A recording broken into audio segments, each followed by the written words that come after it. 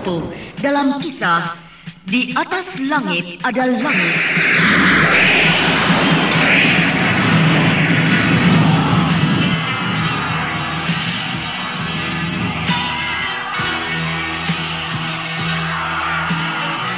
Naskah karya Niki Kosasih, hiasan musik dan sutradara Indra Mahendra.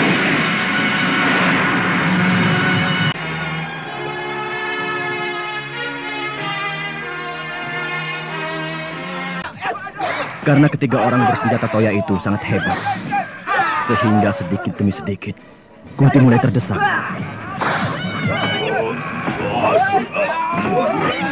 Nah, sekarang Kunti benar-benar terdesak.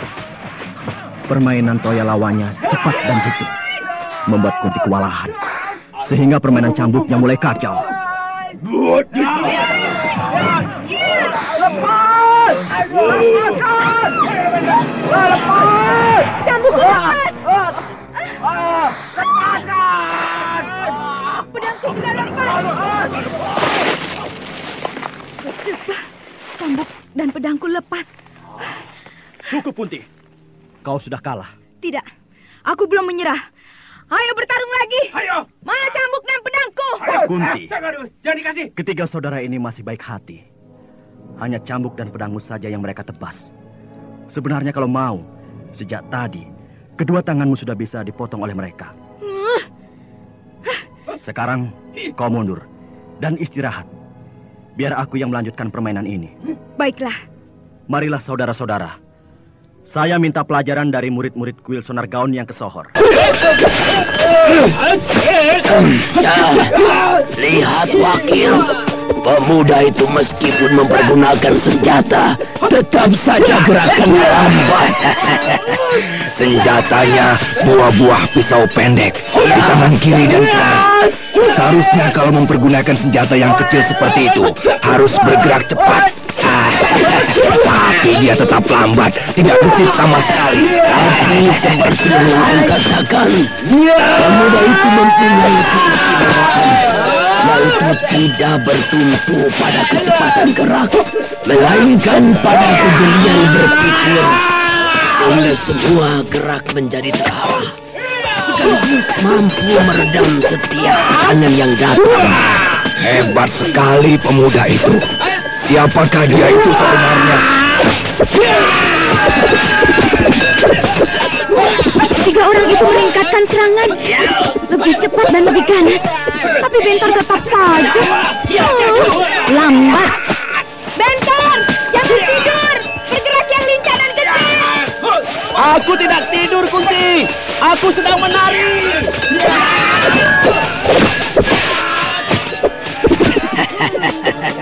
Gadis itu berteriak-teriak, menyuruh temannya untuk bergerak lebih cepat lagi. Dan sekarang kita jadi tahu, pemuda itu bernama Bentar dan gadis itu bernama Kunti. Iya.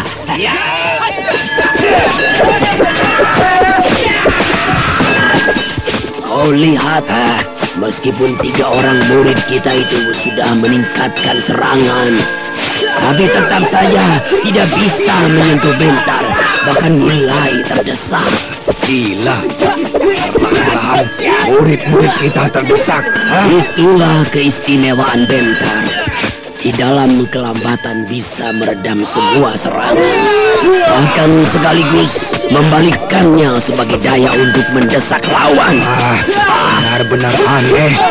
Sepintas lalu, Bentar sudah kelihatan payah, dikeroyok habis-habisan dengan gencar. Tapi justru dialah yang sebenarnya mendesak semua lawannya.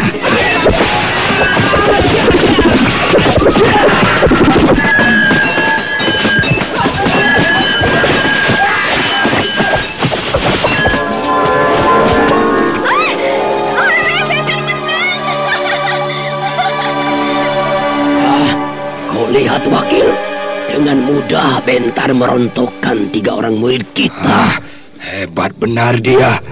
Tiga buah toya yang menyerangnya dengan sangat gencar, semua lepas, terlempar ke udara. Mari kita masuk ke ruangan istimewa untuk menyambut kedatangan Bentar dan Kunti. Kau hebat, Bentar. sambil tidur bisa mengalahkan 3 orang lawan sekaligus. Kau mengejek aku ya? Orang sedang bertarung, dikatakan tidur. Habis, gerakanmu lambat sekali. Orang lain ngotot setengah mati, kok santai saja. Tapi, buktinya kan aku yang menang. Iya, aneh. Heran sekali aku. Tidak perlu heran, dan juga tidak aneh. Sebab, tidak harus selalu dengan kekuatan dan kecepatan untuk bisa merobohkan lawan. Yang penting, terarah dan jitu. Kau bisa melakukan hal seperti itu karena pada dasarnya kau memiliki watak yang tenang. Kalau aku, susah. Untuk bisa berlaku tenang seperti kamu, sukar sekali. Inginnya serba cepat dan lugas. Kunti, kau tidak perlu merubah pribadimu. Karena dasar watakmu sudah lincah dan gesit. Itu saja dikembangkan. Tidak usah meniru orang lain. Iya, sebab aku juga sering menyaksikan. Bahkan semuanya rata-rata orang yang dikjaya mengalahkan lawan-lawannya dengan cepat karena mampu melakukan gerakan yang serba cepat. Dan baru kali ini aku melihat sebuah pertarungan yang cepat bisa kalah oleh yang lambat. Dari semua yang pernah kau saksikan itu, ambil yang terbaik, yang paling cocok dengan kepribadianmu. Dengan begitu, kau akan lebih mudah menyatu pada setiap tingkatan ilmu yang kau pelajari. Ayo, kita masuk lebih ke dalam. Mau lewat mana? Di sekeliling gelanggang ini berbentuk rumah-rumah petak yang memanjang dan rapat. Tidak terdapat jalan keluar atau lorong kecil juga tidak ada. Rumah-rumah petak itu menghadap ke sini. Iya, tentu saja menghadap ke sini. Sebab rumah-rumah petak itu bagian depannya di sebelah sini. Berarti bagian belakangnya di belakang sana. Sebaliknya bukan? Iya, pasti begitu. Setiap rumah tentu harus punya pintu atau jendela. Ya tentu saja. Jangankan rumah manusia, kandang kambing atau kandang kuda selalu ada pintunya. Iya, rumah-rumah petak yang kita lihat itu sudah jelas tidak punya pintu samping. Sebab rapat dengan rumah-rumah petak lainnya yang berada di samping kiri dan kanan. Pintunya hanya ada 2, di depan dan di belakang. Nah, kita lewat melalui kedua pintu itu. Berarti kita harus masuk ke dalam rumah-rumah petak itu? Kalau mau keluar dari tempat ini, harus begitu. Sebab jalan satu-satunya harus menerobos salah satu dari rumah petak yang berada di sekeliling kita ini. Kalau di dalam rumah itu ada orangnya, pasti kita akan bertarung lagi. Sebab penghuni rumah-rumah petak itu tentunya anggota kuil Sonar Gaun. Apa boleh buat? Mau tidak mau, kita harus menghadapi mereka semuanya. Baiklah, ayo kita terobos. Pintunya tidak dikunci. Ya, terus masuk. Kosong, tidak ada orangnya. Ya. Rumah petak ini kecil, isinya tidak ada apa-apa. Hanya ada sebuah dipan kayu di dalam ruangan persegi 4 yang kecil ini. Rupanya rumah-rumah petak ini merupakan sebuah asrama. Iya, asrama murid-murid kuil. Nah, itu pintu keluar menuju ke belakang. Aku buka ya. Hati-hati. Jangan-jangan begitu terbuka, sebuah panah atau tombak meluncur menyerang kamu. Nah, makanya kau berdiri di dekat aku. Jadi kalau ada apa-apa, kau bisa melindungi aku. Kau bisa mengerjakannya sendiri kan? Kagok. Kagok? Aku tidak leluasa. Sebab kedua tanganku tidak bisa bergerak dengan bebas. Tangan kiri membuka gerendel, tangan kanan mendorong pintu. Baiklah, aku akan melindungi kamu. Tidak ada apa-apa. Syukurlah, tidak ada serangan gelap. Lagi-lagi aneh. Maksudmu? Aku pikir pintu belakang ini menuju ke halaman. Kita akan melihat sebuah pekarangan di belakang rumah. Tapi yang kita lihat sebuah lorong. Iya, lorong itu pasti menuju ke suatu tempat. Mungkin menuju ke pusat kuil, atau ke sebuah ruangan yang besar, tempat musyawarah atau tempat latihan. Atau mungkin lorong itu banyak sesuai dengan jumlah kamar. Iya, setiap kamar di rumah-rumah petak memiliki lorong tersendiri. Nah, kita masuki lorong itu. Atau jangan, kembali lagi keluar? Terus saja, aku ingin tahu lorong ini menuju kemana. Baik. Gelap. Iya, lorong ini sempit dan gelap. Gila, lorong ini panjang, tapi kenapa berbelok-belok? Mbok dibuat yang lurus saja, supaya lebih enak kalau berjalan di dalam lorong ini. Maunya mereka begini, kita mau bilang apa? Iya, macam-macam saja. Nah, di sini ada lubang. Tuh, di atas ada sebuah lubang kecil. Iya, lubang itu punya kegunaan yang lengkap. Sebagai lubang hawa, juga sebagai penerang. Karena cahaya dari luar bisa masuk. Benar. Sekarang tidak terlalu gelap seperti tadi. Sebab ada sinar membuat pemandangan di dalam lorong ini jadi remang-remang. Oh, suara apa itu? Iya, seperti benturan sebuah benda. Keras banget suaranya. Oh, telingaku sampai peka. Nah, ada lagi. Siap, Kunti. Mungkin akan ada serangan gelap. Suara apa sih tadi itu? Kedengarannya seperti pintu yang dibanting. Maksudku, dua buah pintu dibuka dan ditutup dengan kasar. Dibanting keras sekali, sehingga menimbulkan suara yang keras, bergema ke seluruh ruangan di dalam lorong yang sempit ini. Kalau begitu, pasti ada orang. Maksudku, ada orang yang sengaja berbuat itu untuk membuat kita terkejut. Ya, dan dalam jarak yang jauh, sebab tidak kelihatan apa-apa dari sini. Mungkin di ujung lorong. Ada apa? Aku mendengar suara langkah-langkah kaki. Oh ya?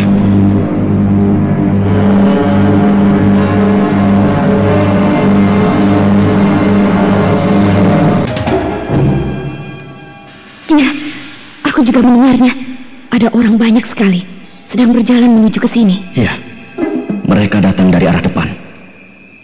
Ada lagi di belakang kita. Benar, di belakang kita juga ada. Ada dua kelompok yang mendatangi kita. Satu kelompok dari depan, satu kelompok dari belakang. Pasti mereka murid-murid kuil sonar gaun. Ya, dan mereka akan menjepit kita di dalam lorong yang sempit dan gelap ini. Aku tidak takut. Kita lawan mereka. Kalau mereka menyerang kita, kita lawan. Tapi kalau tidak berbuat apa-apa, kita juga sebaiknya tidak. Pasti mereka mau menyerang kita. Sebab apa maksudnya mendatangi kita dari dua arah? Ada kemungkinan begini. Kelompok yang datang dari arah depan baru pulang dari latihan. Sedangkan kelompok yang datang dari arah belakang mau berangkat ke tempat latihan. Kan lorongnya banyak. Mengapa harus melalui lorong ini? Siapa tahu lorong ini lorong utama yang biasa dipergunakan lalu lalang murid-murid kuil. Iya ya, mungkin juga. Mereka makin dekat. Kunti, seandainya kalau terjadi pertarungan di dalam lorong yang sempit ini, usahakan jangan terlalu jauh dari lubang cahaya di atas itu. Iya. Sebab lubang itu hanya satu-satunya yang dapat membuat kita bisa mengawasi setiap gerakan lawan. Iya. Itu mereka. Sudah kelihatan. Iya. Yang dari belakang juga sudah muncul. Semuanya berpakaian hitam. Mataku jadi kabur. Tidak bisa melihat mereka satu-satu dengan jelas. Mereka pintar. Di dalam lorong memakai pakaian hitam supaya menjadi samar. Iya. Dan juga tidak ada yang membawa senjata. Berarti mereka sudah punya pengalaman bahwa bertempur di dalam lorong yang sempit tidak akan bisa mempergunakan senjata dengan bebas dan leluasa. Aku juga tidak bisa leluasa mempergunakan cambuk di dalam lorong ini. Iya.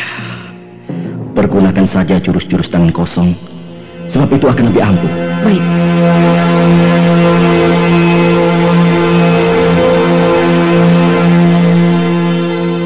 Selamat datang para pendekar yang hebat.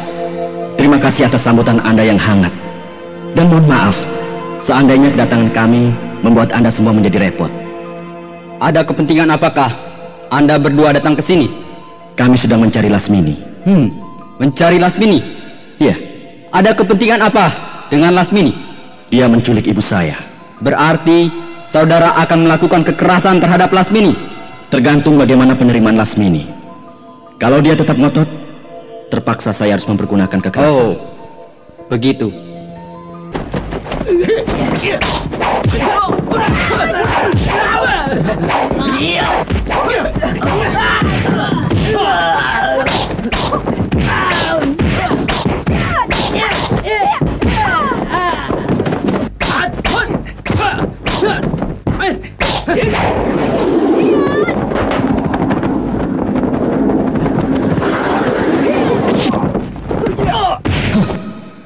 Teman-temanku habis semua.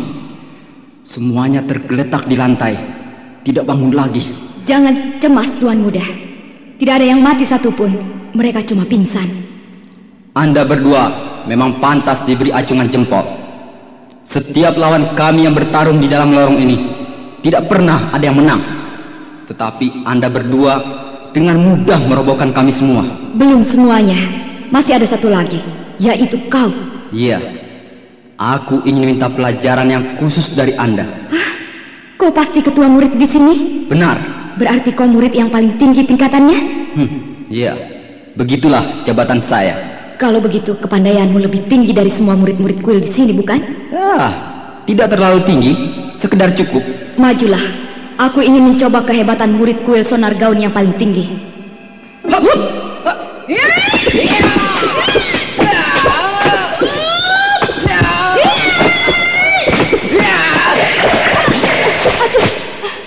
Aduh, panas. Panas tanganku, seperti kebakar api.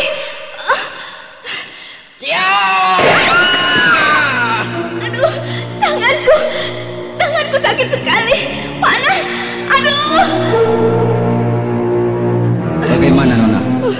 Kau licik. Kau pakai ilmu setan. Kedua tanganku bisa jadi panas seperti api. Bukan ilmu setan, Nona. Itu ilmu biasa saja. Hanya Nona yang tidak memiliki tenaga dalam yang baik, sehingga tidak tahan terhadap bara api. Kau jangan besar kepala. Lawanlah temanku. Bentar, kau baru tahu rasa nanti. Silakan. Hebat sekali saudara. Anda bisa menyalurkan hawa bara api ke dalam tangan, sehingga setiap bersentuhan dengan lawan akan hangus tangannya. Kunti, tanganmu hangus? Tidak, tapi tanganku merah-merah, perih sekali. Baiklah saudara, kita teruskan permainan ini. Baik.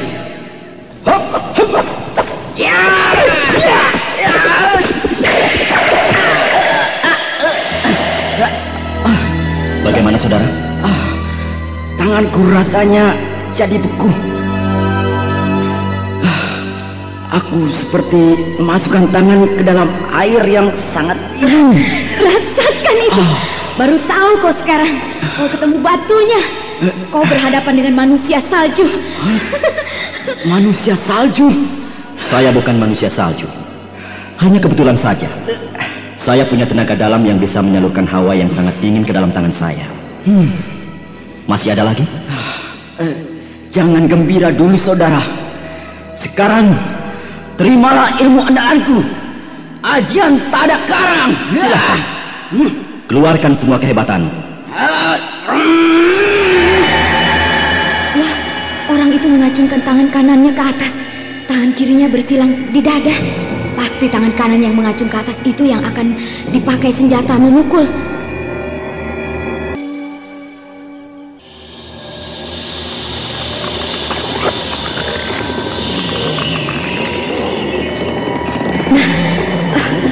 Bentar juga sudah mengambil ancang-ancang. Kedua kakinya membuka, kedua tangannya menempel ke perut. Ilmu apa yang akan dikeluarkan oleh Bentar itu?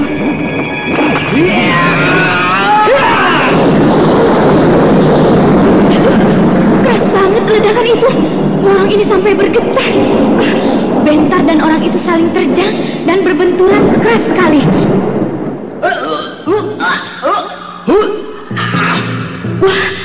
Wah, orang itu muntah-muntah.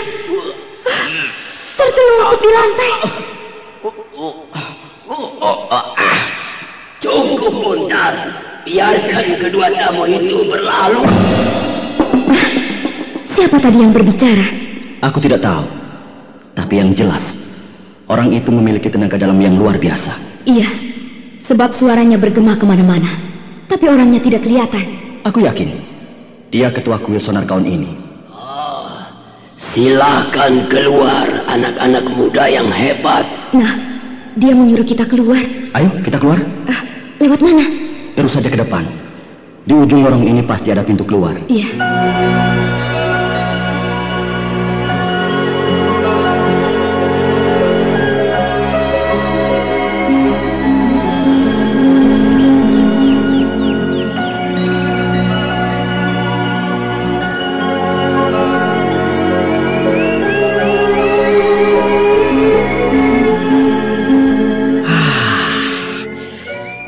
Kita sudah berada di luar dan berada di sebuah pelataran yang sejuk, penuh dengan pohon-pohon yang rindang. Segar sekali. Rasanya seperti habis keluar dari goa yang pengap. Selamat datang di kuil Sonar Gaun. Saya ketua kuil Sonar Gaun. Gembira sekali dapat berjumpa dengan Bapak. Apakah benar anak muda sedang mencari Lasmini? Benar. Apakah benar pula Lasmini telah menculik ibu anak muda? Benar. Keterlaluan. Jangan terlalu banyak basa-basi. Katakan lekas, di mana Lasmini? Ada di sini atau tidak? Kunti, jangan begitu. Sabar. Aku sudah capek, lapar. Sabar, Kunti. Nanti kalau urusan ini sudah beres, kita makan yang enak. Maaf, Pak. Teman saya ini kadang-kadang suka ngambek. Tidak apa, saya mengerti. Bila mana Lasmini berada di sini, saya mohon dengan sangat agar bisa bertemu dengan dia, Pak. Hal itulah yang membuat saya berat mengatakannya. Maksud Bapak? Lasmini tidak ada di sini. Tidak ada. Bohong. Pasti kau sembunyikan. Nona manis, Lasmini bukan anak kecil. Bahkan sebaliknya seorang tokoh yang terkemuka di rimba persilatan. Jauh lebih dikjaya dari saya. Jadi rasanya sangat lucu kalau saya menyembunyikan dia. Aku tahu Lasmini sangat dikjaya dan tidak mungkin dia akan takut kepada saya. Tapi dia malu. Malu? Iya, malu sama Bentar. Mengapa harus malu? Sebab Bentar kekasihnya Lasmini. Kunti, kau bicara apa? Tidak pantas kau bicara soal itu di sini. Tidak apa, biar lebih jelas persoalannya. Maaf. Saya juga pernah mendengarnya bahwa antara Nak Bentar dan Lasmini pernah... Saya kira tidak perlu dilanjutkan perkataan saya itu. Benar, Pak. Sekarang saya mohon bantuan Bapak. Saya berkata dengan sesungguhnya, Lasmini tidak berada di sini. Bapak berpakaian seorang begawan. Dan saya percaya penuh bahwa Bapak memang seorang begawan. Maka saya pun percaya kepada perkataan Bapak. Lagi pula apa untungnya berkata bohong kepada Nak Bentar? Kapan Lasmini meninggalkan kuil ini? 2 tahun yang lalu. Hah? 2 tahun yang lalu? Itulah makanya saya tidak mendengar kabar Lasmini telah melakukan perbuatan yang memalukan, menculik ibu Nak Bentar. Iya, baiklah Pak. Terima kasih atas keterangan Bapak. Dan saya mohon maaf kalau kedatangan saya telah menimbulkan kegaduhan. Tidak apa. Tidak apa. Hitung-hitung sebagai latihan nyata bagi murid-murid saya. Iya. Apakah Bapak punya bayangan? Kira-kira Lasmini berada di mana?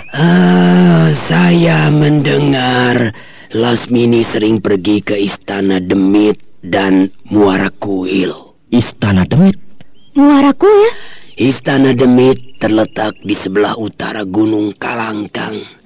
Sedangkan Muara Kuil terletak di pantai selatan pada aliran sungai Kaluman.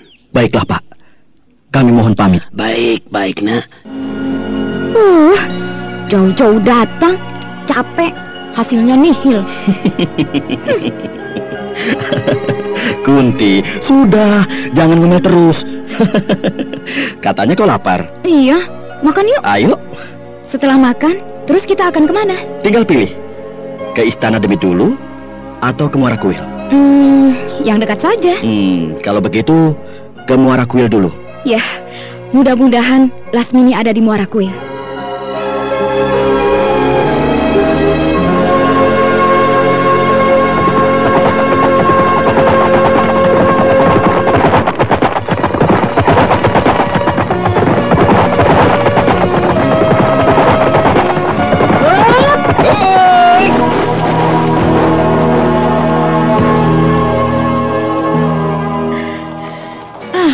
Di bawah sana ada sungai. Itulah sungai Kaluman yang menuju ke Muara Kuil. Benarkah? Iya. Enaknya bagaimana?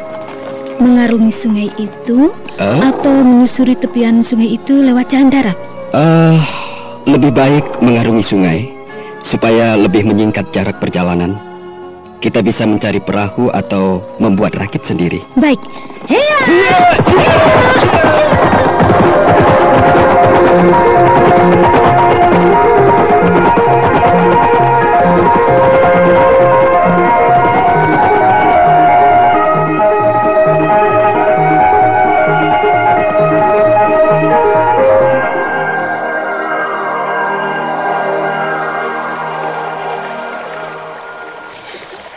Sungai Kaluman ini besar sekali, tapi tidak berbahaya untuk dilayari naik perahu sebab airnya mengalir dengan tenang. Tapi nampaknya di sekitar sini tidak ada kampung, hanya hutan belulu. Sulit bagi kita untuk bisa mendapatkan perahu. Buat saja rakit, apa susahnya? Tuh, di hutan sekitar sini banyak pohon yang bisa dibuat rakit. Iya, aku kira itu lebih baik. Nanti kalau ketemu dengan kampung nelayan, barulah kita beli perahu. Ya, sudah selesai. Rakit yang kita buat ini, meskipun darurat tapi kuat, bisa dipakai mengarungi sungai yang besar dengan baik. Raspati, kau pernah bekerja jadi tukang membuat rakit? Memangnya kenapa? Cepat sekali, cuma 1 hari sudah selesai. Ya, soalnya aku bekerja mempergunakan tenaga dalam, jadi bisa cepat. Dan juga, bukankah kau yang membantu aku, yang mempergunakan tenaga dalam pula? Ya, aku mempergunakan tenaga dalam hanya waktu menebang pohon-pohon saja, supaya cepat. Ya, untunglah kita ini orang-orang yang memiliki tenaga dalam, sehingga punya tenaga lebih yang bisa membuat kita tidak kena letih. Ya. Ayo, kita dorong rakit ini ke sungai. Kau tidak kuat mendorongnya sendiri? Tentu saja kuat, tapi supaya lebih cepat, sebaiknya didorong oleh 2 orang bersama-sama. Kalau aku tidak mau? Terserah. Aku akan mengarungi sungai Kaluman ini, naik rakit sendiri. Dan kau boleh mencari jalan sendiri lewat jalan darat. Ayolah, kita dorong sama-sama. Ayo. Loh, kok malah diam? Memandangi aku. Katanya minta dibantu. Garnis, aku gembira. Sekarang kau sudah mulai bergurau dengan aku. Berarti kau sudah tidak keberatan lagi bersahabat dengan aku, bukan? Sudahlah, lupakan semuanya. Ayo, dorong. Ayo. Iya.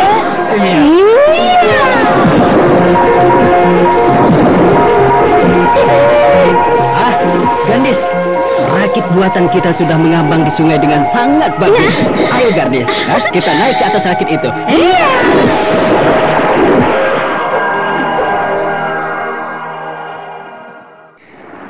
Matanya jangan melihat kemana-mana. Dayung terus rakit ini dan lihat ke depan, supaya tidak nyelonong ke pinggir dan menabrak akar-akar pohon yang berjuntai-juntai itu. Aku tidak melihat kemana-mana kok, cuma melihat kamu. Melihat padaku tidak boleh. Lihat saja terus ke depan. Kenapa? Tidak kenapa-kenapa. Barulah sekarang terasa betapa menyenangkan perjalanan ini. Memangnya selama ini tidak menyenangkan? Iya. Kenapa? Sebab selama 4 hari kemarin, sikapmu terhadapku sangat kaku, sehingga membuat perjalanan kita serba kikuk. Tapi sekarang, pada hari kelima, kau mulai bersikap lunak dan bersahabat. Maka suasana pun menjadi enak. Ya, sebab aku pikir tidak ada gunanya aku terus-menerus membenci kamu. Karena tekadmu aku nilai cukup baik. Terima kasih, Garnis. Tapi itu bukan berarti peluang bagimu. Maksudmu? Aku mulai bersikap lunak terhadapmu bukan berarti aku memberikan peluang bagi kamu bahwa hatiku sudah terbuka. Hal itu tidak perlu kau katakan. Karena dengan berubahnya sikapmu, meskipun baru permulaan, aku sudah gembira, Garnis. Dan hal itu membuat tekadku semakin bulat untuk terus membantu kamu di dalam menghadapi kesulitan. Terima kasih. Garnis, jangan mengucapkan terima kasih sekarang. Nanti saja. Kalau sudah berhasil? Terima kasih yang pertama. Nanti ada terima kasih yang kedua, dan terima kasih yang ketiga dan terakhir. Wah, terima kasih saja pakai bertahap. Ada tingkatannya.